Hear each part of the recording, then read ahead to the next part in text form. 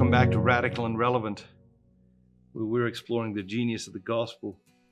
And today's reading comes from Mark chapter 10, verses 32 through 45. And they were on the road going up to Jerusalem, and Jesus was walking ahead of them, and they were amazed, and those who followed were afraid. And taking the 12 again, Jesus began to tell them what was to happen to him, saying, "Behold, we are going up to Jerusalem, and the Son of Man will be delivered to the chief priests and the scribes, and they will condemn him to death and deliver him to the Gentiles. And they will mock him and spit upon him and scourge him and kill him. And after 3 days, he will rise." And James and John, the sons of Zebedee, came forward and said to him, "Teacher, we want you to do for us whatever we ask of you." And he said to them, "What do you want me to do for you?" And they said to him, "Grant us to sit one on your right hand and one on your left in your glory."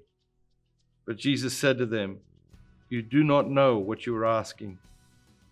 Are you able to drink the cup that I drink, or be baptized with the baptism with which I am baptized?" And they said to him, "We are able." And Jesus said to them, "The cup that I drink you will drink, and with the baptism with which I am baptized you will be baptized. But to sit at my right hand and my left is not mine to give, but it is for those to whom it has been prepared."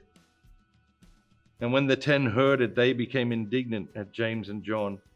And Jesus called them and said to them, "You know that those who are supposed to rule over the Gentiles lord it over them, and their great men exercise authority over them. But it shall not be so among you. But whoever would be great among you must be your servant, and whoever would be first among you must be slave of all. For the Son of Man also came not to be served, but to serve, and to give his life as a ransom for many." There's really two things going on here. They're making their way up to Jerusalem. They see the city of Jerusalem. It's stunning. They're overwhelmed by it. And Jesus talks about his death again. And I often wonder, Jesus spoke about it, but they seem to miss that. And one thing I've been thinking lately was maybe because Jesus had been so good at escaping, these situations in the past, that they just assumed that Jesus would continue to escape these situations where people were trying to trap him or stone him or throw him out of town or throw him off a cliff or whatever it was. So that's the first part. The second part is fascinating. James and John come to Jesus and ask, "Hey, we want you to do for us whatever we ask you to do," which is a staggering approach to Jesus, right?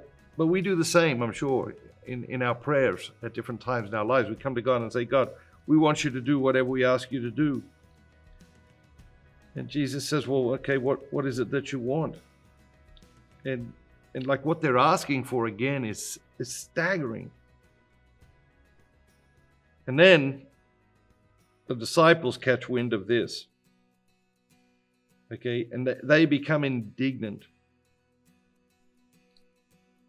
And Jesus calls them and sets them all straight.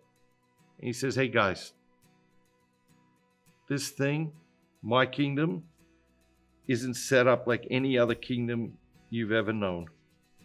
In fact, turn those other kingdoms upside down and that's what you get. The first will be last, the last will be first. The master will be the servant, and the servant of all." We do, I think, build our own little kingdoms, and maybe it's time to have our own little kingdoms turned upside down a little bit today. Have an amazing day. Remember, be bold, be Catholic.